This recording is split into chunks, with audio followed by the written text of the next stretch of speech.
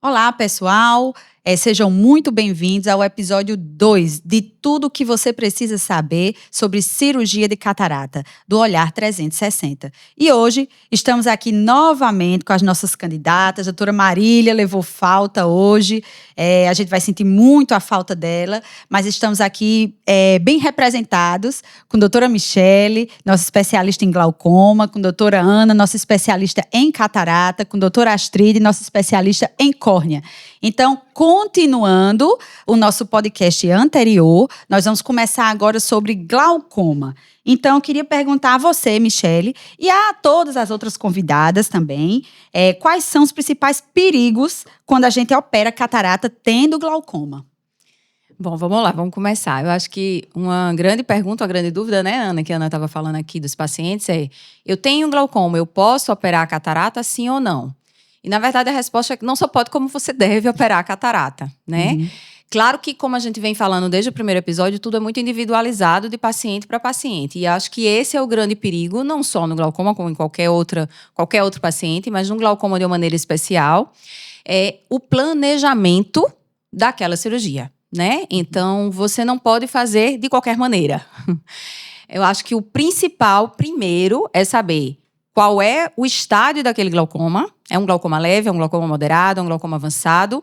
E segundo, o glaucoma está controlado ou não está controlado. Então, se você tem um glaucoma avançado que não está controlado e você vai se submeter a uma cirurgia de catarata, poderia-se dizer que sim, aí existe um perigo. Uhum. Então, a gente precisa primeiro deixar esse paciente muito bem controlado para poder fazer uma cirurgia de catarata. Ou aproveitar a oportunidade e talvez fazer uma cirurgia combinada. E aí vai depender muito, realmente, de como é que está esse controle, da quantidade de colírios que esse paciente está usando, há quanto tempo esse paciente tem ali o glaucoma, e também como é que está essa catarata.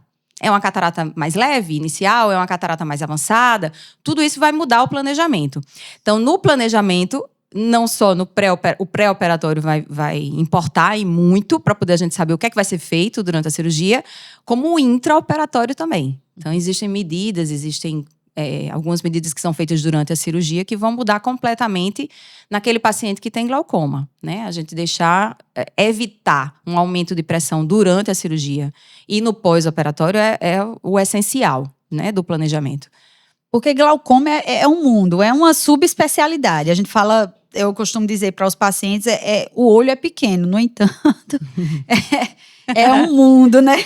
Então, você ter uma ideia, tem uma subespecialidade para uma doença, né? Que é glaucoma. Mas aí, eu queria saber, assim, quais os cuidados específicos. Do ponto de vista do pré-operatório, mesmo que um médico, ele não faça a área de glaucoma, ele vai mandar para uma pessoa que faz glaucoma para saber como que tá exatamente, o que é que você acha e tudo mais. Você acha que dá para operar e tudo mais? Pedir uma opinião ao colega do glaucoma, não faz mal a ninguém. Ou, se você é uma pessoa que opera catarata e faz a área de glaucoma, como é o seu caso, e aí você já faz tudo, né? Já faz esse pré-operatório e você também tem uns cuidados no intra. E o que é que você acha, assim, o que é que você me diz em relação ao intraoperatório? Quer dizer, o paciente que tem glaucoma, ele vai ter alguns cuidados na hora da cirurgia que vai protegê-lo de um desfecho ruim. Sim, durante a cirurgia em si, primeiro o antes, a gente precisa saber qual é o nível, né, como eu falei, qual é o tipo também de glaucoma, porque isso vai mudar também na cirurgia de catarata, né, qual é a abordagem que você vai fazer. O principal é a gente manter a pressão muito bem controlada antes e durante a cirurgia, porque a descompensação do glaucoma, ela pode vir por um aumento da pressão intraocular ali durante a cirurgia. Hoje em dia, a maioria dos pacientes, principalmente aqueles que têm um glaucoma de ângulo fechado ou um fechamento angular, que está acontecendo até pela própria catarata, que pode vir a acontecer quanto maior a catarata, mais vai fechando esse ângulo, é a gente utilizar determinadas substâncias, que é o manitol, que você faz imediatamente antes da cirurgia. Então, você passa aquele manitol do paciente, isso faz com que você tenha uma queda da pressão intraocular, né, do paciente durante a cirurgia, para você não ter grandes aumentos, que vai comprometer completamente o resultado da cirurgia e enfim, pode trazer complicações para o paciente se você tem um aumento de pressão, se você tem uma câmara que não está conseguindo a gente manejar bem ali o cristalino, como você disse no episódio passado, é um espaço muito pequeno. Para quem tem um fechamento angular, esse espaço é ainda menor. Então, se você tem, além de tudo isso, uma pressão intraocular elevada, esse espaço ele vai para o beleléu, você não consegue fazer nada ali dentro daquela situação.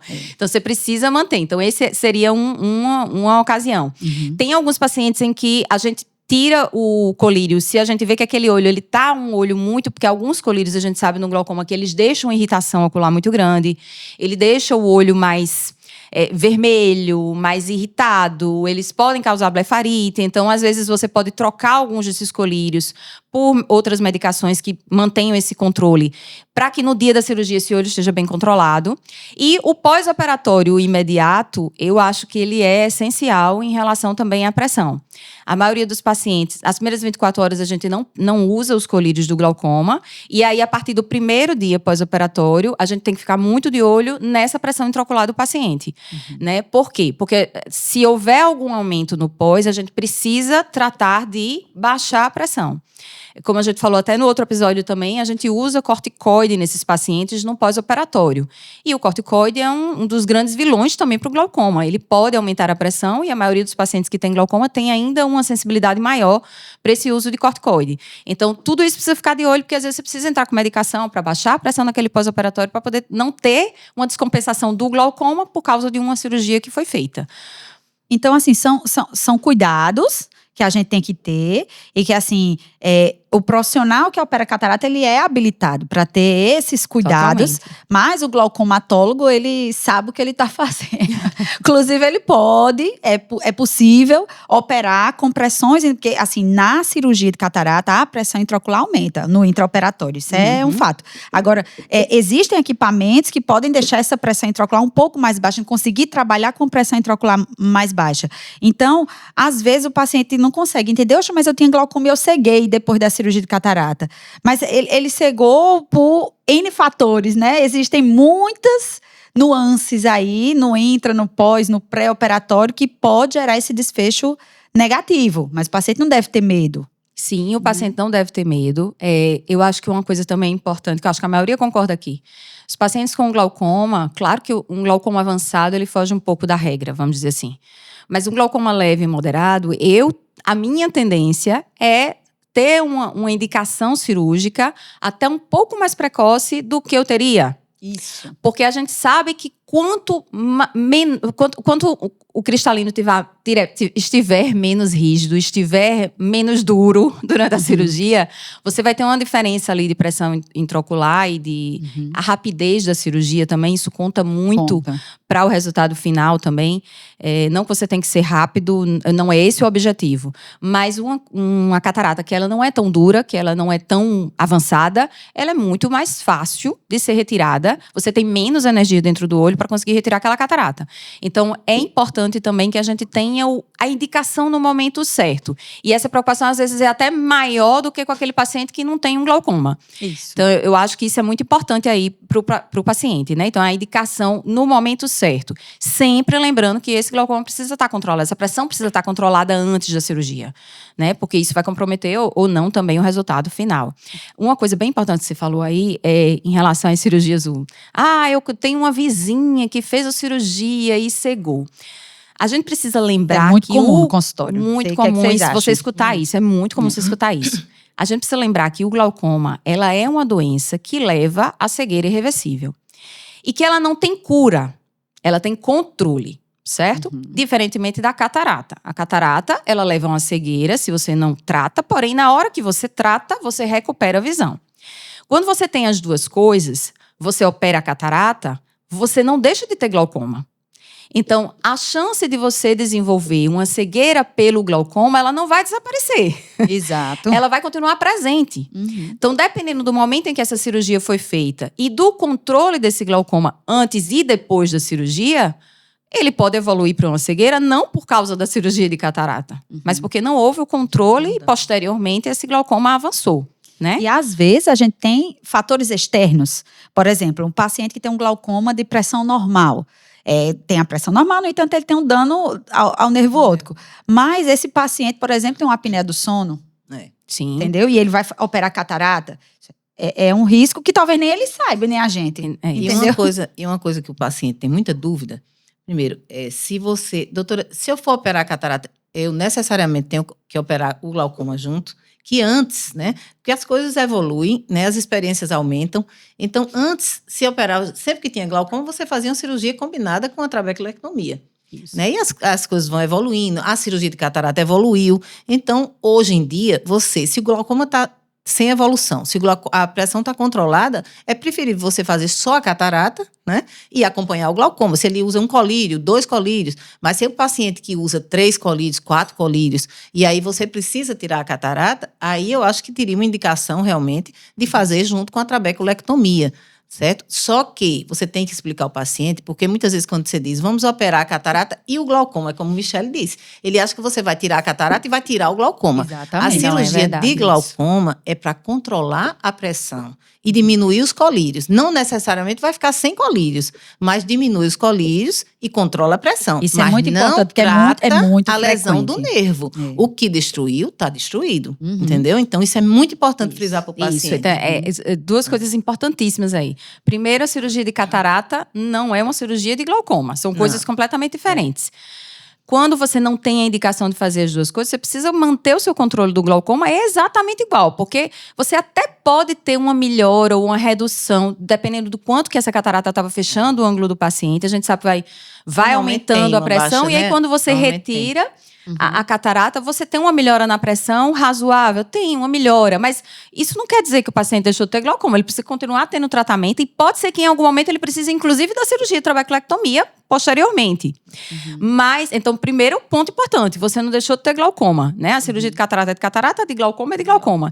E segundo ponto importante é a gente saber que não necessariamente precisa fazer as duas, porque os resultados finais nem sempre são tão bons quando você faz as duas cirurgias juntas. combinadas Exatamente. em relação às duas cirurgias separadas. Então, isso também é uma coisa importante. Então, O tempo cirúrgico é muito maior, a reação inflamatória é muito e o maior, né? pós-operatório, então, E é pela reação uma diferença inflamatória, você absurda. fazendo uma fístula junto, você tem mais chance daquela fístula fechar. Isso. Então, de repente, você faz só a catarata e depois você faz a trabeculé. Isso. Ao mesmo tempo que se você fizer primeiro a trabeculectomia, a cirurgia do glaucoma, Isso. e depois for fazer a catarata, também dificulta, porque a pupila dilata menos, né? Sim, Então, também. pode Já é uma também cirurgia levar ao diferente. fechamento da fístula. Então, eu acho assim que a melhor escolha num glaucoma que está descontrolado seria tirar a catarata e logo em seguida fazer a trabeculectomia. Entendeu? Uma coisa importante aqui para o leigo em geral, né, que acontece nessas informações que se espalham. Fez cirurgia de catarata e cegou em seguida. É porque o que acontece é aquela situação que Michele falou. A catarata às vezes está muito avançada e o paciente tem o glaucoma. E aí às vezes fica difícil para o próprio cirurgião. Essa visão é ruim por causa da catarata ou é ruim por causa do glaucoma? Mas tem que se tentar alguma coisa, porque está perdendo a visão, está ruim, então vamos tirar a catarata, a pressão está controlada, você não tem um acesso perfeito àquele nervo óptico, o estado nervoso. Isso, às vezes você não Você não consegue nem consegue ver, né, o visualizar. nervo. Para ver. Aí retira, o paciente tinha alguma visão, mas aí retira a catarata. No ato cirúrgico, normalmente existe uma flutuação da pressão intraocular muito grande.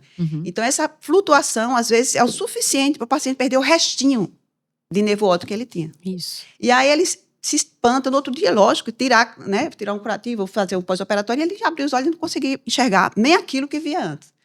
Por quê? Porque ele, na verdade, ele já tinha um nervo óptico limítrofe, né? Um campo visual limítrofe, quase nada de visão. E não tinha como o cirurgião. É, tipo, não foi problema da cirurgia. Não foi problema. A cirurgia foi perfeita, foi. mas é que é uma intercorrência que pode, abaixa, inclusive não só o aumento da pressão intraocular no ato operatório, mas até abaixa, quando você tem uma Às vezes até cai hipotensão demais. durante uma cirurgia de faco, pode diminuir o fluxo sanguíneo na cabeça do nervo óptico e o paciente perder aquele restinho que ele tinha.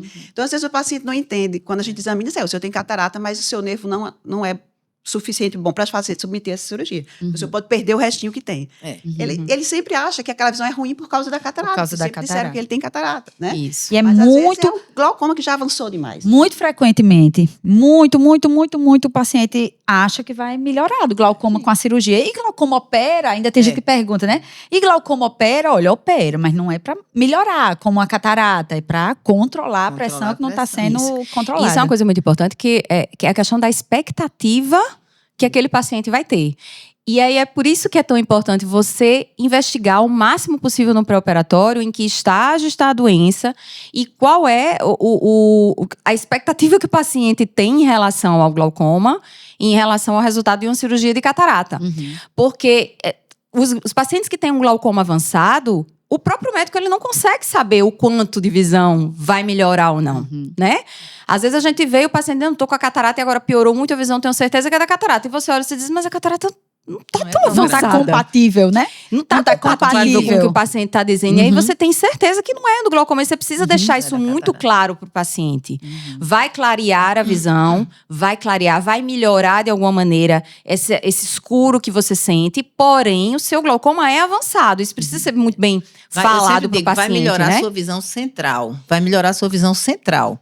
Mas a visão periférica que você perdeu pelo glaucoma vai continuar. Porque E às vezes acaba que muitas vezes no glaucoma avançado, até a visão central está central, comprometida. Não, exatamente. Então tem tudo isso. Então, às vezes, o paciente, muito vamos dizer, o avançado. paciente que está conta dedos e você conseguir chegar num 20/400, 20/200, você melhorou a visão desse paciente. Mas não é a melhora que o vizinho teve. Ficou sem mas o meu óculos. vizinho tá sem Ficou óculos, sem não tá óculos, precisando, né?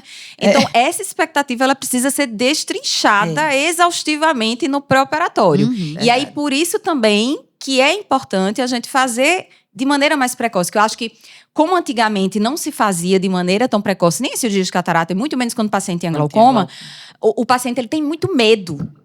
Ficou aquela história do mito de eu tenho glaucoma, cegar tenho para poder catarata, eu operar. vou cegar. Isso. Não, e assim, se eu fizer a cirurgia, eu vou ficar cego, então eu não vou operar. O que acontece? O glaucoma avança, a catarata avança, a gente não consegue mais saber nem se esse glaucoma está avançado ou não, porque a gente não consegue ver o nervo. É, o paciente problema não consegue atrás do fazer outro. um campo. Não consegue Não nada consegue. mais. Você não consegue mais nem fazer os exames para saber em que nível tá aquele. E aí, quando vai para a cirurgia de catarata, às vezes já está muito avançado. Daí a importância de você indicar no momento certo aquela cirurgia de catarata. Não deixar avançar tanto, para você não perder o controle do glaucoma, né? Exato. Porque aí fica tudo mais complicado também para a recuperação visual do paciente. Mas assim, eu acho que eu tenho uma frase que é essencial, é assim, a cirurgia de catarata, ela faz parte do planejamento e da melhora visual no paciente do glaucoma. Então, se você tem um paciente que você está acompanhando, você pensar na cirurgia de catarata como uma das maneiras de melhora visual, quando ela é indicada no momento certo, é essencial.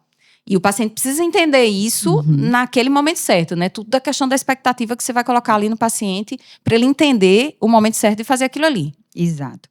Uma preocupação que eu tenho são os pacientes do ângulo estreito. Então, aqueles pacientes têm ângulo estreito e têm catarata. Então, qual que é a sua posição em relação a fazer iridotomia, um laser, que a gente chama um laser pré-operatório, ou não faz laser, tira a catarata para ampliar esse ângulo. Quando a gente tira a catarata de todo jeito, a gente tira uma estrutura que tinha uma espessura X e a gente vai substituir por uma lente intraocular que é muito fininha. Então, de algum modo, esse ângulo vai abrir.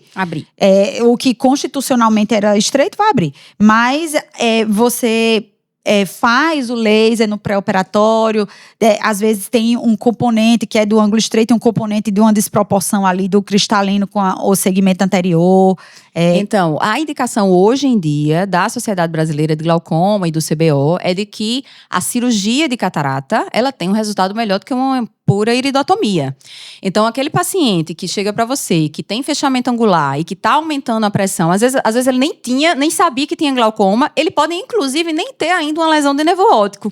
Mas ele tem um fechamento angular e aquela pressão está começando a se elevar. E se você deixar, ele vai desenvolver a lesão lá no nervo óptico.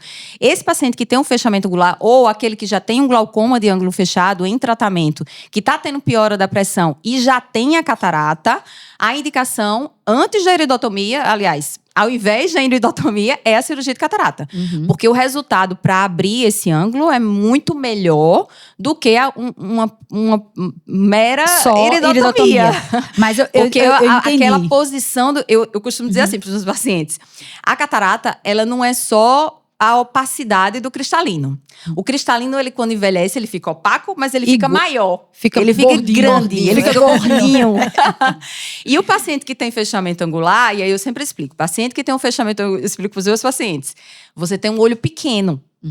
A maioria das vezes, fechamento angular é um paciente que tem um olho pequeno. A maioria das vezes eles têm alta hipermetropia associada, enfim. Esse olho Uma pequeno... córnea plana, né? Isso. Então, esse olho pequeno, o cristalino chega no ponto que eu digo, o cristalino tá mais cabendo dentro do seu olho. Tem É que quase tirar. que isso. Ele tá tentando se amoldar ali dentro de um olho pequeno, tem o vítreo atrás, a retina, ele vai pra onde? Ele vai começar a ir pra frente. E aí ele vai Piorar colocando a a situação, íris, né? colocando as estruturas anteriores mais pra frente e fechando o ângulo. No que ele fecha o ângulo, aumenta a pressão intraocular. E Mas a aí, minha preocupação especialmente é assim, não vai dilatar para operar? E aí você acha que mesmo assim você não indicaria uma iridotomia antes? Você dilata? não indicaria se o paciente, Sim. não está com uma crise de glaucoma agudo. Claro, Sim, uma crise sim, de glaucoma não. você precisa tirar Sem da crise, crise. sem você precisa- crise. sem crise, tá com fechamento angular. Você conseguiu controlar de alguma maneira aquela pressão, mesmo que não... A gente não consegue controlar tão bem quando é uma catarata que tá ali facomórfica mesmo. Tá ficando... Sim. tá empurrando as estruturas, você não consegue baixar tanta pressão. Entendi. Mas se no pré-operatório imediato você faz um manitol, você consegue deixar esse olho molinho. Entendi. Dependendo, claro, também do tipo de anestesia que vai ser feita. Aquela Sim, anestesia sim. muito bem feita. Você consegue manter a pressão intraocular e retirar e fazer uma boa dilatação do paciente e uma boa Entendi. cirurgia ali. Entendi. A indicação hoje, assim, formal, é essa. É Porque tirar, quanto mais né? precoce, quanto mais você demora ali pra fazer a iridotomia, aí eita, não baixou, aí vamos... Quando você vê, você tá só piorando a catarata e piorando o fechamento angular. Entendi. Então, a indicação hoje, tipo assim, formal mesmo, das sociedades, é que você faça primeiro a cirurgia de catarata. Agora, o paciente que não tem a catarata, você não vai operar por conta disso. Às vezes é até um cristalino gordinho, que é um olho pequeno. Uma desproporção, Porém, ele não né? tem uma catarata. Então, não faz sentido você ir para uma cirurgia de catarata, você vai tentar controlar aquilo só com a iridotomia. Eu entendi que você perguntou também. Eu acho que sobre o perigo de dilatar Sim. para entrar para a cirurgia. Pra entrar pra cirurgia. O que é que eu no faço? intra. Eu passo o manitol antes para desidratar o vítreo. Aí esse cristalino vai mais para trás. Sim, aí sim, eu dilato sim. depois. Entendi. Então eu peço, só dilata após passar o manitol. Após passar o Entendeu? manitol. Porque Entendi. isso aí já facilita para ele não ter uma crise aguda e para Aham. entrar na cirurgia, entendeu? Aham. Já é um controle antes. Joia demais. E aí, deixa eu lhe perguntar. E em relação à cirurgia combinada, que seria uma cirurgia de glaucoma junto com a de catarata, tem lugar para esses pacientes? Eu tenho pacientes que a indicação é essa, né? Então, geralmente, hoje em dia, o que é que se pensa? Não existe um consenso Certo. da Sociedade Brasileira de Glaucoma. É para fazer, não é para fazer? É muito de médico, de cirurgião para cirurgião. Porque a cirurgia de trabeculectomia, ela é uma cirurgia que depende muito na prática, o quanto que o cirurgião consegue baixar de pressão e qual o momento que ele considera o ideal ali para fazer aquela cirurgia. Então, não existe um consenso em relação a isso. Faz combinado ou não faz. O que se existe se o glaucoma está controlado e é um glaucoma leve a moderado, você pode fazer cirurgia de catarata e deixar a trabeculectomia talvez para fazer depois. A partir do momento em que esse paciente está com glaucoma controlado, porém ele já usa 3 colírios, 4 colírios. E você vai suspender a Fatalmente- prostaglandina, por exemplo. Não, né? e fatalmente esse paciente vai evoluir para uma trabeculectomia. Aham. Você não vai conseguir deixar esse paciente usando 4 colírios com glaucoma controlado por tanto tempo. Entendi. Em algum momento ele vai descompensar e vai precisar. Então você já começa a pensar em talvez fazer uma cirurgia combinada. Tipo assim, se não tem outro jeito, Se vai não ter tem que outro jeito, talvez seja melhor. E naqueles que são glaucomas que não estão controlados, talvez o ideal seja primeiro controlar, ou seja, uma trabeculectomia primeiro, para depois você pensar na cirurgia de catarata. Entendi. Então, é o que, em geral, na prática, é feito. Porém, não existe o consenso em relação a isso. Não tem pacientes que não estão com o glaucoma controlado e que o médico prefere fazer a cirurgia combinada ao invés de fazer a trabeculectomia antes, porque, como a Ana falou, às vezes a cirurgia de catarata no pós pode descompensar a trabeculectomia que já foi feita. Isso pode acontecer. E vice-versa, né? Mas não existe um consenso. Mas, em geral, os leves a moderados, o paciente pode fazer a cirurgia de catarata e só se precisar Ok, depois é que né? vai. Quando começa a ter mais usos de colírio, que você sabe que fatalmente vai evoluir, aí você já começa a pensar na cirurgia combinada. Joia. Uma coisa que hoje em dia, como todo mundo tem muito acesso à internet, né? Então pesquisa muito. Então, às vezes, o paciente, ele vê uma tecnologia e acha que aquilo ali serve para ele. Então, uma coisa que a gente vê, por exemplo, os MIGs, que são Sim. implantes que você coloca no ângulo para drenar, né, o líquido e ampliar, né, e baixar a pressão. Eles acham que isso aí substitui a trabeculectomia. Não substitui. Não. MIGS é para um glaucoma moderado que você está precisando tirar mais, está com muito colírio, você quer tirar mais colírio, vai controlar um pouquinho. Mesmo assim, não tem estudos ainda suficientes para você dizer que ele pode substituir uma trabeculé, né, MIGS? Isso. As cirurgias angulares, elas têm uma indicação hoje em dia para você tentar realmente reduzir um pouco a pressão, tentar retirar alguns dos colírios. Então, tem pacientes que têm ali um glaucoma leve, inicial ainda, moderado, que está bem controlado, mas que está usando 2 colírios. E que você tem a oportunidade, já que você vai estar na cirurgia de catarata, você tem uma oportunidade de fazer uma cirurgia angular, que a gente chama, né? Sim. Que é utilizando os MIGs, ou E mesmo aí, as nesse cirurgias caso, angulares. menos agressivo. É menos agressivo do que a uma trabeculectomia, e com pós-operatório também Mais tranquilo, né? tranquilo, Mas não principalmente se baixa for um tanto MIG, quanto mas uma que não, trabeculectomia, né? exato, Não não controla faz tanto. um controle porque a trabeculectomia, muitas vezes o paciente, o objetivo sempre é que o paciente fique sem colírios. Nem sempre consegue, às vezes ele precisa ainda usar colírio. Entendi. Mas é deixar essa pressão o mais baixo possível, sem colírios. Nos MIGs e nas cirurgias angulares, você não consegue alcançar isso. Mas você consegue reduzir um pouco a pressão, talvez tirar um colírio. E isso a gente só consegue quando é um glaucoma mais leve, inicialmente leve a moderado. E aí nesse caso também tem lugar o SLT, né? Dependendo também- da também. o terapêutica. SLT tem, na verdade, o SLT hoje em dia ele é considerado o tratamento inicial para o glaucoma, Pronto. né? Ele é o tratamento SLT inicial. é um laser, né? Um laser que Ele a é gente um pode laser ser que é feito também no ângulo. Ele não funciona para todos os pacientes, não tem indicação para todos os pacientes. A indicação são os pacientes que têm um glaucoma de ângulo aberto, então foge daqueles de ângulo fechado, de E os que fechamento usam angular. prostaglandinas já usam Que prostaglandina já também, o efeito é por isso que mais se baixo. diz que hoje em dia o SLT ele é o tratamento inicial. Porque o SLT ele trata o trabeculado. E a gente sabe que os colírios do glaucoma, eles criam mecanismos externos, vamos dizer assim, ou diferentes de drenagem, que não passam pelo trabeculado. E com o tempo, esse trabeculado da doença, ele vai ficando cada vez pior com o uso dos colírios. Então, o SLT, ele funciona muito melhor para quem é virgem de tratamento ou para quem iniciou há pouco tempo o tratamento, né? Então, fazer um SLT num paciente, hoje em dia, é uma das... Não só quem tem a catarata, é uma das coisas que é considerada já um tratamento inicial. Seria muito bom. É uma carta na manga É muito uma carta boa na pra manga. quem é glaucoma e tá. Pode fazer até mais de uma. Ele uma pode vez, fazer né? mais de uma sessão. Você pode, inclusive, repetir ao longo do tempo, né? Em geral, você faz o SLT, você repete quando é necessário com 30 dias. Nem sempre a primeira aplicação vai funcionar bem. Com 30 dias, você faz, refaz, né? Naquele paciente. E aí, você consegue controlar aquele paciente inicial, que tem um ângulo aberto, enfim. Você consegue controlar essa pressão por, pelo menos, hoje em dia, 1 ano. Mas, às vezes, até 2 anos, você consegue ter esse controle da pressão. Então, é um paciente que consegue controlar a pressão só com o laser, sem usar colírio. Uma grande... Eu acho que o glaucoma evolui muito devagarzinho, né? Os tratamentos do glaucoma, eles evoluem muito devagarzinho. Mas, hoje em dia, eu acho que é um grande trunfo. A gente precisa divulgar talvez mais isso e tá crescendo cada vez mais essa ideia, porque o paciente ele não entende muito bem. Mas o glaucoma é usar um colírio. Você dizer que ele vai fazer um tratamento com laser antes de usar colírio, às vezes acha estranho, inclusive. Acha invasivo, Acha de repente, né? invasivo e não e tal. entende.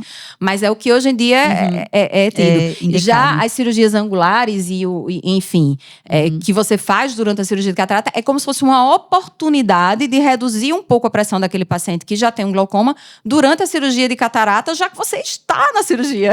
Acho Você que não- hoje em dia o que limita um pouquinho é o preço também, né? O preço, preço isso. desses implantes. O preço dos O implantes, preço dos implantes hoje em dia é muito alto. dessas cirurgias angulares é o que limita, com certeza, hoje em dia, para a maioria dos pacientes. Não são cirurgias que têm cobertura pelos planos de saúde, né? Os dispositivos não têm cobertura pela maioria dos planos de saúde, e aí, por isso, tem essa limitação. Mas para os pacientes que têm aquele glaucoma leve, inicial, moderado, que está bem controlado, também é uma boa, vamos dizer, oportunidade de tentar controlar um pouco ali.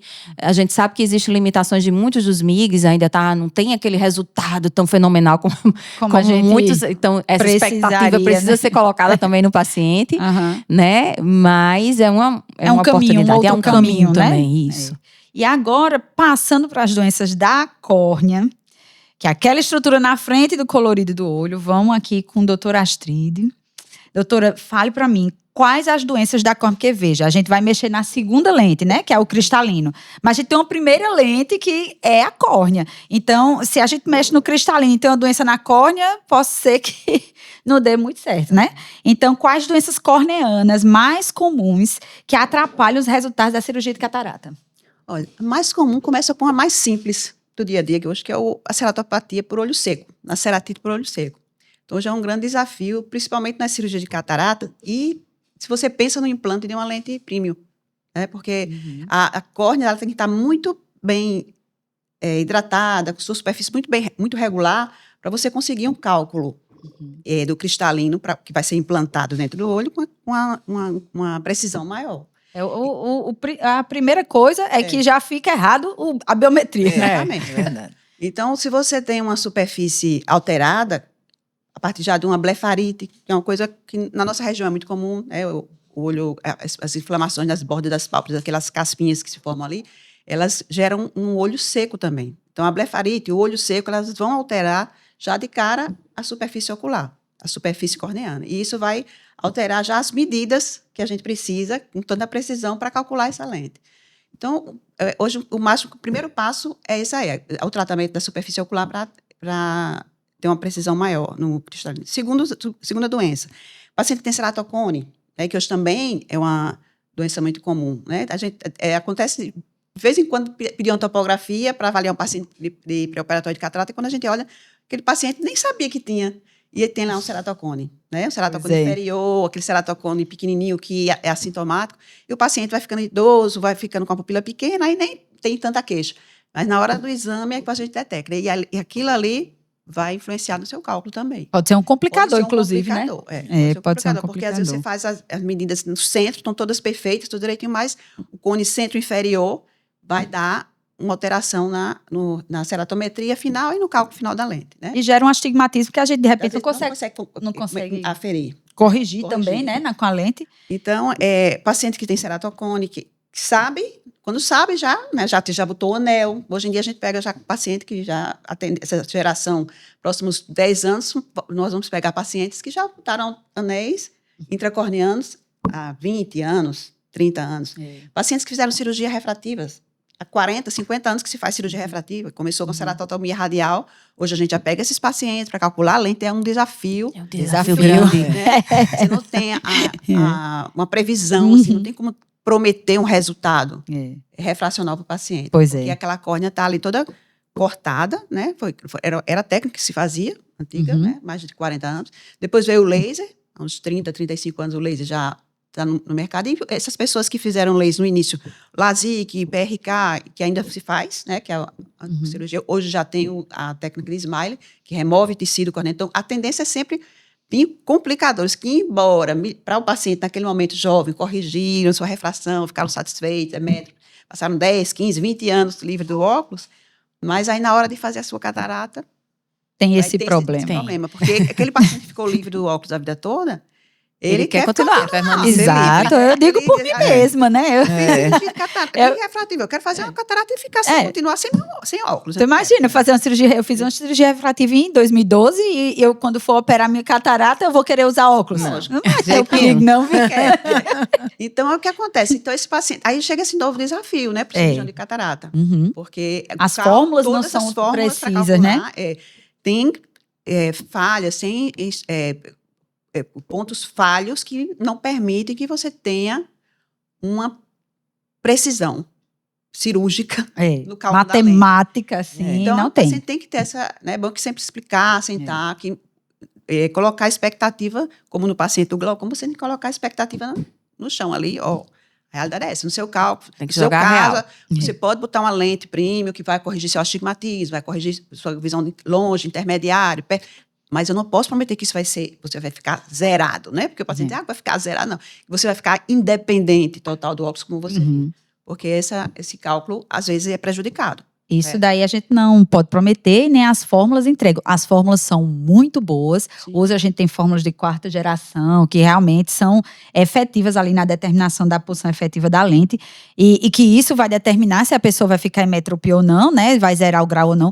Mas, no caso de um paciente já operado de córnea, assim, a a superfície está alterada. Isso. Então, a gente não tem realmente esse fino, né? Essa precisão fina. E a gente, parece que a gente quer uma matemática no olho. O olho é vivo, como se diz, né? E para o leigo, né, entender por que isso afeta tanto. Porque para calcular a lente que vai ficar dentro do olho, você precisa da curvatura da córnea. Isso. Né? Por Aham. isso que altera. Porque um Exatamente. olho seco, um ceratocone ou um paciente operado de refrativa tem uma curvatura alterada. E aí você tem que pegar a curvatura e o tamanho do olho para calcular a lente. Aí você tem que botar em fórmulas, aí é bem complicado. E é para isso que a gente também usa muita tecnologia, né? Às vezes o paciente nem precisa desses exames todos. Né? Isso aí. Nossa, Não tem essa é uma pergunta. Mas assim, se Exatamente. tivesse mais exames, eu ainda É. pediria mais, porque eu acho que esses são poucos pra gente ter uma decisão. Porque justamente a gente precisa se armar de todos os instrumentos que possam nos dar essa Pra chegar na precisão, conclusão. mais próximo da precisão, né? Porque a gente não tem como ter uma 100%. Porque Mas também a as estruturas não são independentes, né? Exatamente. Porque às vezes você tem um astigmatismo o astigmatismo que você usa no óculos, ele não é todo só do cristalino, nem é todo só da córnea. Às vezes você tem um da córnea que é compensado pelo cristalino, quando você tirar o cristalino vai sobrar o Aparece da o da córnea. córnea. Aí é luta, né? Não? E outra coisa interessante é que, não só a gente falou aquele paciente com glaucoma mesmo, é um desafio às vezes calcular. Por quê? Porque aquele paciente tem uma superfície Total, muito alterada. muito ruim, Isso, né? Muito alterada. O paciente que fez transplante de córnea, é um paciente que tem uma distrofia corneana. Ele vai, de repente, ele está com a córnea bem, mas daqui a uns anos ele pode descompensar aquela córnea. Isso. Ele tem que estar ciente. É o paciente para colocar uma lente premium? Talvez não. Talvez só um tipo de lente premium, não uma multifocal, né? Ou Sim. trifocal. Porque aquela córnea corre risco de um dia descompensar. E como é que vai ficar a visão daquele paciente com a córnea ali trifocal, cheia de halos, de clé, com uma córnea com uma distrofia descompensada, com edema, vai fazer um transplante. Então, tem situações e situações. Então, às vezes, o paciente fica meio que frustrado. Porque ele chega com aquela vontade, né? Diz assim, doutor, eu quero fazer uma cirurgia e ficar livrado do óculos. Mas existe uma diferença entre você querer, nesse caso, e poder. E o seu olho permitir. Isso. Né? Existe nesse caso específico e querer poder. Porque às vezes você pode financeiramente, mas o seu olho não tem Não as permite. condições Não permite. necessárias para você colocar uma lente trifocal. Pode ser uma outra lente. Né? Uma lente de foco estendido, ou uma lente monofocal plus, mas não uma trifocal. Então, às vezes, os pacientes ficam meio frustrados por isso, porque a córnea vai decidir isso. Porque o olho, eu tenho tudo o resto normal, só a córnea vai... Infelizmente, Eu acho interessante Infelizmente. isso, porque, assim, eu acho que hoje em dia, a lente que a gente tem mais tecnologia, né? O tipo de lente que a gente tem mais tecnologia hoje em dia intraocular é a trifocal. Só que ela também é a que é menos adaptável, vamos dizer assim, para absolutamente todas as patologias. Para condições Então, oculares, pra né? condições- Comorbidades por exemplo, oculares. no glaucoma, é um paciente que se bota uma trifocal, é terrível para o paciente. Você vai piorar muito a sensibilidade ao contraste do paciente, que o glaucoma já piora. E aí, como é que você faz? Aí você vai colocar num paciente que já fez uma cirurgia refrativa ou que tem alguma distrofia corneana, vai botar num paciente desse, vai piorar as fotopsias que o paciente tem, já poderia ter, enfim. É a mesma coisa da mácula. O paciente tem uma doença na mácula, e aí você vai botar... Então, a melhor não é a melhor para todo mundo. Na Isso. verdade, ela é muito limitada. Porque Não existe a melhor lente. Isso. Existe a melhor lente para cada para cada pessoa. paciente. Para cada Pra olho. você, Aham, a melhor né? lente pra você. Pra você. Exatamente. Não, eu Ontem quero, mesmo, o paciente eu quero a perguntou. mais cara. Mas às vezes a mais cara Não é não ontem. é a melhor. Não é a Não é melhor. que vai dar uma Paciente melhor desse. visão. Né? Doutora, qual é a melhor lente? Ele me perguntou, eu quero a melhor lente. Eu digo, olha, você vai fazer os exames e eu vou saber qual é a melhor lente para o seu pra olho, você. para você. Isso, Não existe a isso. melhor lente que dê para Aham. todo mundo, entendeu? Como diz assim, eu quero, doutora, a melhor que a senhora tiver. É. A mais cara, eu fiz, mas eu não posso lhe dizer isso. Eu tenho que fazer o exame primeiro. Quando eu tiver com os seus exames na minha mão, bem executados, aí eu digo, você pode essa, pode essa, pode essa, pode essa. Aí e a pronto. pessoa escolhe, E né? acabou. Tudo não terás. A gente, às vezes, tem que abrir mão de uma coisa em benefício de outra, né? Isso. Mas e agora, a gente viu a cirurgia de catarata em paciente que tem outras patologias de córnea.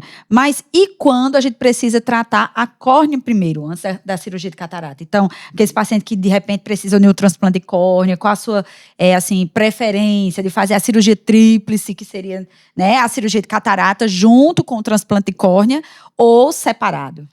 Olha, transplante de córnea, se você tem alguma alteração de opacidade corneana que impede você de ter acesso ao cristalino, de ver o cristalino, então você vai ter que fazer o que a gente chama de uma cirurgia tríplice. Você vai ter que tirar a córnea para você ter acesso ao cristalino e implantar uma lente.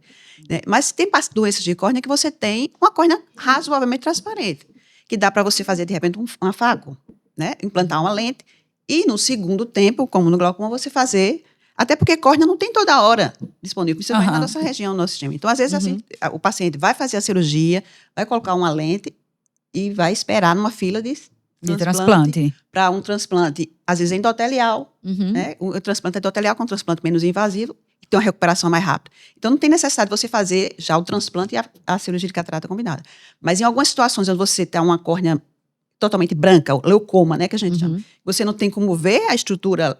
fazer a cirurgia de catarata, você vai ter que fazer a cirurgia combinada mesmo. Então, você vai ter que tirar a córnea e tirar a catarata e colocar uma lente e, em seguida, estruturar aquela córnea. E aí, é um resultado mais imprevisível, né? Porque você vai colocar uma lente dentro do olho, baseado numa biometria prévia, mas aquele olho vai ser modificado pela córnea que você vai tirar. Aquela córnea não vai ser a mesma. Não vai ser a mesma. Então, é o tipo de paciente que esse não pode ter realmente expectativa refracional de ficar livre de óculos. Né? Pode até acontecer. Por exemplo, uma córnea com transplante endotelial, que você vai alterar só aquela camada do endotélio, trocou o cristalino, você fez todo o cálculo baseado num olho normal, né?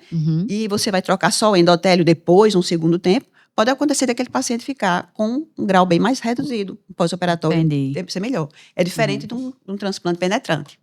Você não tem como ter essa previsão por causa dos pontos, do astigmatismo que aquela cirurgia gera. Quando o penetrante é aquele de todas as camadas, que a gente vê os pontos de sutura na córnea, né? E o endotelial seria... Não só tem... uma camadinha que você não tem ponto. A córnea se mantém... a estrutura... Não parece que transplantou, né? Exatamente. Não parece que transplantou. Mas eu digo assim, operar, fazer um transplante, vamos supor que seja um transplante penetrante. Fazer o transplante penetrante, esperar esfriar o processo e depois operar a catarata, tem lugar para esse tipo de paciente? Se o paciente não tem catarata, você não vai mexer no cristalino. Agora, se tem catarata, fez um penetrante, você vai ter que fazer logo, se é para ser penetrante, tirar logo a catarata. Porque você vai usar corticoide no mínimo 6 meses, 8 meses, aquela catarata vai evoluir. Mas ele já tem uma catarata, ele vai evoluir. O paciente que nem tem catarata corre o risco de ter, por causa dos processos inflamatórios, episódio de rejeição. Então, se ele tem catarata, você vai ter que fazer obrigatoriamente os 2 procedimentos. Até porque, se você for fazer a catarata depois do transplante, a córnea transplantada, ela tem uma contagem de células geralmente mais baixa. Aí você pode descompensar a córnea que você fez o transplante. Entendi. Então, o ideal, se tem catarata, é fazer já... E gerar uma inflamação que pode, de repente, precipitar uma rejeição. Uma rejeição exemplo, também, né? Exatamente. Então, uma coisa que a gente tem que ver é o seguinte, o objetivo do médico muda dependendo dos exames do paciente. Por exemplo, se chega um paciente com a catarata e o olho dele é todo rígido, só tem a catarata, não está tudo bem, aí você vai dar uma série de opções ao paciente. Né? Você pode colocar uma lente trifocal, você pode colocar um EDOF, você pode colocar um monofocal, né? Mas se você tem um paciente com uma patologia, seja ela macular, seja glaucoma, seja uma patologia de córnea, o seu objetivo vai se dar a melhor visão possível para aquele paciente. Isso. Então o paciente tem que entender que a gente não vai pensar em tirar o óculos dele. Entendeu? Porque muitas vezes você pode pensar em tirar o óculos e você complicar a vida dele. Isso. Entendeu? Então você tem que dar uma visão melhor para ele. Tirou o óculos, mas ele não consegue dirigir à noite. Dentro da patologia que ele tem. Né? Exatamente. Dentro da patologia que ele tem, a melhor visão possível, mesmo que com óculos. Entendeu? Exatamente. E lente premium, que se fala, não necessariamente é uma lente trifocal. Que é uma lente para correção da presbiopia. Não necessariamente é isso. Ela tem outras características além de corrigir a visão de longe, perto e intermediário. Para que o paciente entenda, a gente fala dessa forma. Mas não é só isso, ela reúne outras características. Asfericidade, filtros outros que a gente pode colocar, não é isso? Desenho de lente, ápticos diferentes. Então, não é só para correção da presbiopia. E em relação a córneas normais, doutora, porém fora da curva. Então, a gente sabe que tem uma curvatura de córnea que é para olhos para a população geral. Mas tem uma que é mais plana, tem uma que é mais curva. Isso interfere na qualidade visual no pós-operatório? Sim, por isso que na cirurgia refrativa hoje, como se estuda muito, né, ou se estuda muito esses últimos 30 anos, se sabe que córnea no pós-operatório refrativa muda a curvatura. Então, se ficar muito plana, a qualidade de visão fica ruim. Quando a córnea fica muito curva, é como se ela tivesse uma outra doença, um ceratocone. Sim. Né? Então, os excessos, os extremos, realmente, da curvatura corneana interferem na qualidade de visão, independente até do paciente ficar zero. Isso. O paciente fez a cirurgia refrativa, ou fez a cirurgia de catarata, ficou excelente, mas ele já tinha feito uma cirurgia refrativa antes. E a córnea dele era muito plana, então a qualidade de visão, a qualidade óptica da córnea dele já não é boa. Então, mesmo ele botando uma lente excelente, mesmo ele tendo um resultado, 20/20, mas ele reclama que ele não tem aquela visão que ele esperava ter. Isso é muito interessante dizer que isso eu acho que é uma coisa que a gente não vê muito um comentário no consultório com o paciente disso daí, essas córneas fora da curva, digamos assim, né? Já foram mexidas. Exatamente. E então, passando para essas lentes premium, vamos lá, agora aqui é com todo mundo. Aqui é com todo mundo. Então, assim, o que são lentes premium ou lentes de alta tecnologia? As lentes intraoculares, as lentes mais simples, vamos dizer assim, são as lentes monofocais, que a gente não chama de lente premium, né? É uma lente que tem as lentes de maior qualidade, vamos dizer assim, que são as lentes asféricas, porque elas têm melhora a qualidade visual mesmo, né? Por conta de focalizar num ponto só, a luz, então isso dá uma qualidade de visão melhor. Mas existem as lentes premium. O que são as lentes premium? São as lentes em que a gente consegue deixar o paciente mais independente dos óculos, certo? Elas podem ser desde as lentes mais, vamos dizer assim, completas. O paciente chega para você e diz, eu quero ficar livre dos óculos, máximo de independência dos óculos, para longe, perto e meia distância. Aí você tem a opção da lente trifocal, que é um tipo de lente premium. Essa é a que dá mais independência. Depois você pode ter, se o paciente é um paciente que tem algumas limitações, por exemplo, dirige muito à noite, né? Então, as lentes premium, as lentes trifocais, elas podem dar halos à noite, muito embora isso aí tenha uma neuroadaptação e com o tempo ele deixa de perceber. Mas se não é um paciente que está disposto a isso e dirige muito à noite, então existem as lentes EDOF, né? Ou monofocal plus também. As EDOF, elas são lentes que elas ampliam o foco. Então, assim, a lente trifocal, ela tem, como está dizendo, trifocal. Ela forma 3 focos de luz, né? Enquanto que as EDOF, elas alongam, né, o foco. Então, por ela alongar o foco, ela dá menos efeito de glare, de halos, mas não dá uma visão nítida para perto. É um paciente que trabalha muito no computador, mas não faz questão de usar um óculosinho para ler uma bula, uma bíblia, né? Então, é por aí, né? Tem essas lentes. E tem a monofocal plus, que é uma monofocal, vamos dizer, melhorada, né? Que ela como tem as tóricas também, que são aquelas que vão corrigir o astigmatismo. O astigmatismo. Que aí tanto existem as tóricas trifocais, as tóricas de foco estendido e as tóricas monofocais. Né, elas podem estar associadas a qualquer outra. E a gente fala EDOF, eu falei EDOF e não disse... As EDOF são as lentes que têm a profundidade de foco estendida, né? Porque a gente diz a sigla e o paciente não entende. O paciente não entende. Eu acho que, eu costumo dizer para os pacientes, as lentes premium é aquela que a gente tem uma melhor previsibilidade em relação ao resultado final do grau ou da graduação que aquele paciente vai ter. Então, a gente consegue dar uma melhora, dizer, muito provavelmente é esse grau final aqui que a gente quer alcançar. Que também não necessariamente o paciente vai querer ficar com os 2 olhos zerado para longe. A gente sabe que isso hoje em dia... A gente tem alternativas, né? Tem alternativas. Então, a maioria dos pacientes, às vezes, nem quer ficar zerado totalmente para longe. Depende muito. Se o paciente trabalha com computador, para ele é muito mais importante que ele fique com a visão boa pro computador do que para longe. Exatamente. Não dirige, às vezes não dirige. Agora, se o paciente dirige muito, ele já quer... Então, tudo isso aí. Então, vejam como é particular, como né? É particular, essa indicação. Realmente... Mas eu nem gosto de dizer assim, eu acho que é uma palavra que está muito em voga, digamos assim. É muito individualizado. Mas é particular de cada paciente, né? Então, por exemplo, se um paciente... Eu digo assim, geralmente as trifocais são as mais caras, né? São as mais caras. Trifocais, tóricas, são as caras. Mas se o paciente tem um glaucoma, se o paciente tem uma córnea irregular, ele não vai poder botar... Isso é bem importante. A trifocal, ela realmente não é a ela melhor divide opção a energia. Então, glaucoma. Como eu estava dizendo, tudo não terás. Então, para ela poder lhe dar 3 focos, ela vai ter que dividir a energia que entra dentro do seu olho. E se ela divide essa energia, você vai perder um pouquinho do contraste. E o paciente do glaucoma já perde um pouquinho do contraste. Já perde muito Não é esse isso? contraste. Então, Então, talvez não seja uma melhor Não é a opção melhor pensando opção. a longo prazo. Porque a questão aqui é que você vai colocar uma lente intraocular e ela vai ser para o resto da vida. na sua vida. Né? Então, a gente tem que pensar no pós-imediato e no pós a longo prazo também. E aí, se o paciente não tem indicação ocular para usar as trifocais, a gente vai para a segunda opção, né? Que são as EDOFs. E aí, a gente pode fazer fazer uma estratégia, às vezes, com a EDOF, que é uma estratégia de báscula, de mini monovisão. báscula, Aqui a doutora Astrid pode falar Mixed match. super bem, que ela também faz a parte de estrabismo, entendeu? E aí ela pode falar da visão tridimensional numa báscula. Porque realmente é um desafio também. Você tem que ter muito cuidado do paciente que você vai fazer báscula. mini báscula. Né? Mini báscula, mini monovisão também, como falam. Por quê? Porque os pacientes, quando vão se submeter a uma mini monovisão ou uma báscula, ele vai perder o que a gente chama de estereopsia. Né? Se o paciente tem um estrabismo, esse estrabismo às vezes é compensado pelo seu cristalino natural, mas quando você retira aquele cristalino pela catarata e bota uma lente nova, ele vai perder aquela capacidade.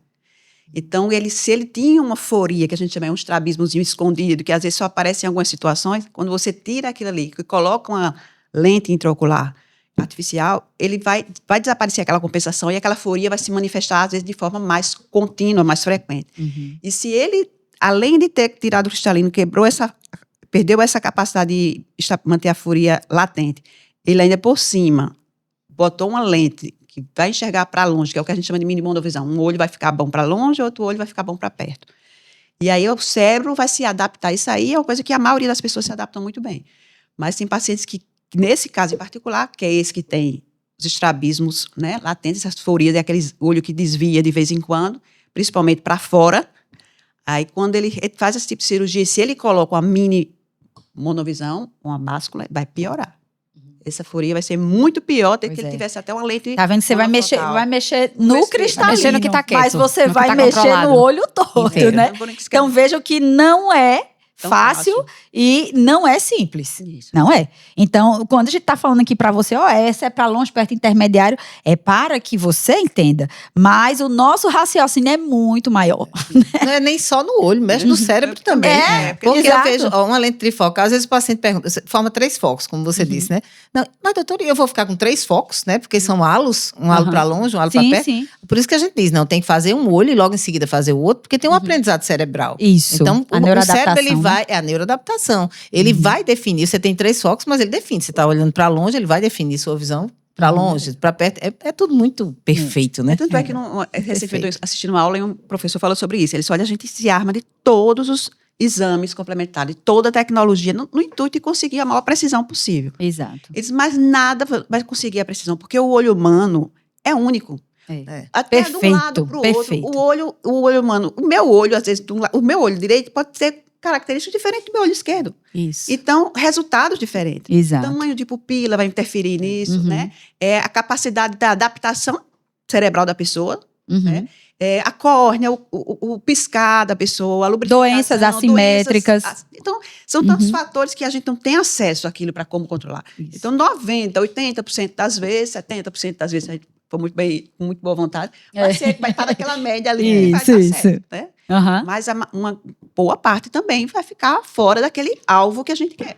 Exato. Porque não existe precisão. A gente né, não tem o atômica, controle de total, tudo. né? A gente não tem o controle de tudo. Isso é importante até para o médico mesmo ter isso em mente. Porque às vezes a gente quer um negócio ali perfeito É. e a gente às vezes se frustra. A gente mesmo se frustra, É. o paciente percebe isso. E como é né? importante a gente entender que a gente não tem o controle de tudo, porque a gente É. precisa passar isso para o paciente também. Então, Exato. às vezes que a gente Cria fala falsas muito isso, expectativas, né? desconfia daquele médico que diz, não, você vai ficar. Não é assim. Não é assim, você não é Deus, Não é né? assim, você não é Deus. Então, eu acho que tudo precisa ser muito bem conversado com o paciente para ele entender que existe limitação. E para ele mesmo entender entender qual é a expectativa, o que é o melhor para ele. Porque às vezes até o próprio paciente fica na dúvida. Eu já tive paciente que já veio 3 vezes Como eu vou conversar escolher, comigo só sobre a lente, porque ainda não escolheu o que é melhor para ele. Muitas vezes ele não sabe se ele quer ficar zerado para longe ou se ele quer ficar zerado intermediário, ou se ele não sabe. Ele não entende por que ele precisa escolher. Isso. Por que ele precisa escolher E se ele ele vai precisa ficar melhor entender para longe isso. ou para perto. E ele precisa entender isso. Porque com a gente vai certeza. tirar uma lente que é viva, Que é natural. Que é natural e que tem um foco variável. Ela muda. Claro que depois de 60 isso não vai existir, mas ela muda o seu foco. Então é vivo. Para onde você olhar, para qualquer lugar, para qualquer distância, você vai conseguir ver. Se você for métrope e abaixo de 40 anos. Agora, você vai trocar por uma lente intraocular. Então, infelizmente, você tem que fazer algumas escolhas, entendeu? É aí que você vê a importância do seu natural. E é aí que você vê a importância também de não operar um paciente cuja catarata é muito pequena. Isso. Né? Ou inexistente. Não é isso? Exatamente. Então Que você a vai gente já- sair de um negócio perfeito para um negócio que você vai precisar escolher algumas coisas. Isso. Agora, no entanto, quando o paciente já tem catarata, ele já vai chegar com aliglé. Então, na verdade, você vai reduzir o aliglé com a lente trifocal. E isso eu vi recentemente do paciente. Ele reclamou, a queixa dele era aliglé, porque ele dirigia muito à noite. A queixa era essa com a catarata. E aí ele falou pra mim, zerou. Eu sei que zerou? Provavelmente não. Não deve ter zerado não, o aliglé. Porque era uma lente trifocal. Mas Diminuiu. ele zerou a ponto Em de ele relação não ao que se ele tinha. incomodar para dirigir. E isso daí foi perfeito para ele, entendeu? Então, é aquela coisa. E outra coisa, você, por exemplo, tem paciente que tem uma doença no olho e não tem uma doença no outro olho. Isso, As maculopatias são um exemplo. São um Às vezes, grande exemplo um paciente, uma doença da tração vitreomacular. Aí ele tem no olho, no outro olho ele não tem. Aí no olho ele vai poder botar uma trifocal, no outro ele não vai poder. Aí você pode misturar? Pode, se for da mesma empresa, né? Eu acho que não sei se vocês têm experiência de misturar as lentes de empresas diferentes. Eu não acho isso uma boa. Porque são plataformas diferentes de Diferente. construção daquela lente. Mas você misturar tecnologias da mesma plataforma, eu acho ótimo se você quiser dar mais independência de óculos para aquele paciente. Não sei o que é que vocês pensam em relação a isso. Acho interessante. Com certeza, eu acho que a tecnologia está aí para isso. A maioria das lentes, elas têm mais ou menos aquela tecnologia mais ou menos parecida. O que diferencia, às vezes, por exemplo, uma trifocal das casas de marcas diferentes, são todas difrativas, são todas refrativas. Não, elas vão evoluindo. E à medida que uma evolui, a outra evolui e faz a mesma coisa, às vezes até melhor. Isso. Mas diante da situação do paciente, às vezes aquele olho com aquela patologia vai ficar melhor com a tecnologia A. Isso. E o outro olho dele que não tem aquela patologia vai ficar melhor com outro tipo de tecnologia que às vezes aquela fabricante não tem, mas a outra tem. Então, para o Isso. paciente, contanto que você resolva o problema dele de melhorar a qualidade visual, oferecendo tecnologia de qualidade e que corresponda realmente à realidade do que você quer, acho que não tem problema. E na prática se faz isso. Se utiliza, às vezes, uma lente de um fabricante no olho e outro no outro, desde que aquelas tecnologias conversem entre si. Isso. E que seja uma lente de E boa conversa com a qualidade. expectativa De tão também. boa qualidade Eu acho que da outra. é uma arte. É uma arte. na Você verdade é isso, entender o que o paciente precisa e ele compreender a sua dificuldade. Em conseguir o que ele precisa. E saber que existe intercorrência no meio disso. Isso. Não é isso? Você não é Deus, né? Você não está no controle. E eu acho que é muito importante. O podcast ele não é para médicos, né? Ele é para os pacientes, claro. Mas eu acho que é uma coisa importante é o médico colocar também isso na cabeça. Eu preciso também ter a responsabilidade do paciente na escolha. Isso. Porque se você sozinho acha que só você vai escolher, você corre isso de pegar pacientes que se surpreendem e dizem, poxa, eu gostei muito, e talvez até a maioria vá gostar muito dos resultados, mas vai ter paciente que vai dizer não, porque tem paciente que fica 20 J1 e diz, E mas reclamando. tem uma luz ao redor do farol. Então, isso difícil, precisa ser falado. É isso que você quer? Como é que você quer? O que é que você... É muito importante você dividir a responsabilidade com o paciente também. Ele precisa Dividir a entender isso. responsabilidade. Essa é O paciente a frase. ele precisa entender isso. É uma coisa que eu não tenho como saber o dia a dia dele, né? Não tenho como. Não tem, só eu vou ele. perguntar, mas aí ele precisa me ajudar também. Me ajudar. Então é isso. Eu acho que a gente teve excelente conversa aqui. Excelente, eu acho que esclareceu muito do dia a dia do consultório. Acho que os pacientes que são bem informados, eles realmente precisam de informação desse tipo. Assim, a gente conseguiu, de repente, transformar uma coisa que é muito técnico, que é muito, assim, em congresso, tem congresso só para essa finalidade. E a gente conseguiu transformar numa coisa mais dinâmica, numa coisa mais popular, talvez, e que é isso, a gente precisa, o paciente, é voltado para o paciente, a gente precisa estar nessa realidade. Então, se a gente consegue transformar isso de um modo que o paciente consiga entender, então, eu acho que a gente já atingiu o nosso objetivo aqui nesse podcast. Eu vou encerrando por aqui, peço que cada uma faça suas considerações finais para que a gente encerre. Pode, começando por mim. Então, eu vou voltar para o paciente com glaucoma, tá? E o que eu quero dizer para o paciente é, não tenha medo. Confie no seu médico, aqui, o seu glaucomatólogo, confie nele, confie no tratamento que ele institui para você. Não tenha o medo, não pense no que o vizinho, no que aconteceu com o vizinho, o que aconteceu com a prima, o que aconteceu com... Nessa hora aparece de tudo o que você imaginar, né? Mas assim, eu acho que o grande perigo hoje em dia do glaucoma é você esperar demais para operar. É muito mais arriscado do que quando essa cirurgia ela é indicada no momento certo, que é aquele momento em que o seu médico que está tratando do seu glaucoma diz a você, esse é o momento. Então, eu acho que isso é o principal. Confie quando o seu médico disser, está na hora, esse é o momento certo. Não deixe para depois, não adie, porque isso pode acabar piorando a situação da sua catarata e do seu glaucoma, consequentemente. Doutora Ana Carla. Como a Michele falou, a primeira coisa é você escolher, eu já disse no outro podcast, você escolher um médico que você confie. Porque nem sempre ele vai estar de acordo, assim, ele vai chegar na expectativa que você acha que consegue, né? Você está com expectativa muito alta e ele baixa ali sua expectativa, mas é para o seu bem. Então, se você tem que conhecer o médico, você tem que confiar e conversar. Então, escolha um médico que você confie e aceite, né, as considerações, porque muitas vezes você quer uma coisa, mas que não é possível para o seu olho, né? Isso. Então, o mais importante é isso, é você confiar no médico que você escolheu. Doutora Astrid. Eu acho também que, ficando até um pouco redundante, mas é que é importante a gente reforçar, né? A relação médico-paciente é muito importante, porque quando você cria uma relação de confiança, né, você tem abertura para falar as suas expectativas e também tem abertura para receber as orientações mais adequadas do seu médico. Então, se você tem dúvida, se não existe uma boa relação médico-paciente, se foi só porque alguém te indicou, ele é muito bom, você vai lá, mas não se sentiu seguro, escutou a tua opinião, porque às vezes a pessoa é um profissional, é um excelente técnico, hoje o nível de conhecimento, de tecnologia na oftalmologia, na medicina está bem disseminada, diferente de antigamente que tinha só alguns serviços pontuais. Hoje, em qualquer lugar, em qualquer cidade da Paraíba, você tem médico oftalmologista de boa qualidade, boa formação. Então, você pode, não está satisfeito, não está seguro, procura uma segunda opinião, mesmo que depois você volte para aquele primeiro, né, para ser reforçado, não, agora eu vou fazer porque eu estou me sentindo mais seguro, porque eu conversei com o outro que me deu uma sugestão. Então, acho que é importante isso, você fazer confiando e tendo esse bom relacionamento, porque os resultados bons ou ruins, que em qualquer área da medicina está sujeito a acontecer, ficam mais fáceis de resolver, né, quando você tem um bom relacionamento. Isso. Quando não existe um bom relacionamento, fica tudo mais difícil, tanto para o médico quanto para o paciente, né? Então, é importante isso mesmo.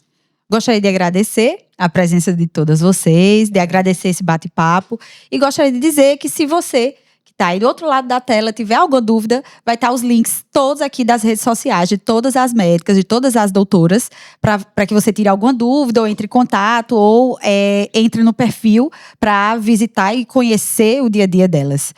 Muito obrigada e até a próxima.